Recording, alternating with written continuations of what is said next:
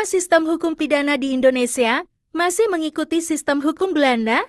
Ya, Indonesia sampai saat ini masih menganut sistem hukum Belanda. Hal ini dikarenakan sejarah dari Indonesia itu sendiri. Nah, Indonesia pernah dijajah oleh Belanda, sehingga kita kenal dengan azas konvensi.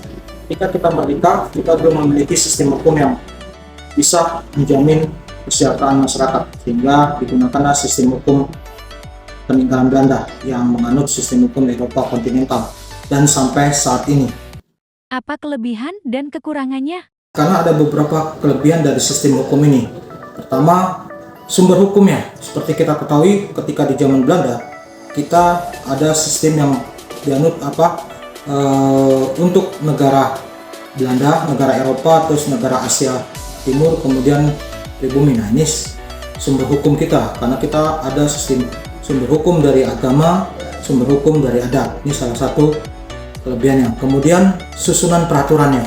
Nah, di sistem hukum Belanda ini susunan peraturannya itu dari atas sampai ke bawah itu tidak boleh saling bertentangan hierarkinya.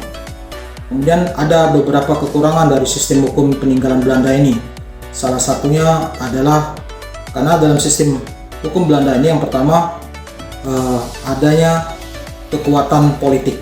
Nah, seperti kita ketahui, karena peninggalan Belanda itu pada zaman Belanda, zaman penjajahan, itu digunakan kekuatan politik untuk membelenggu segala sesuatunya. Kemudian yang kedua, adanya campur tangan pemerintah di dalam penyusunan perundang-undangan. Dan hal ini pun sampai sekarang, walaupun dalam sistemnya undang-undang itu dibuat dari bawah kemudian baru ke atas, tapi pada prakteknya justru pada lembaga-lembaga tertentu yang membuat undang-undang. Demikian saja yang dapat saya sampaikan. Terima kasih. Assalamualaikum warahmatullahi wabarakatuh.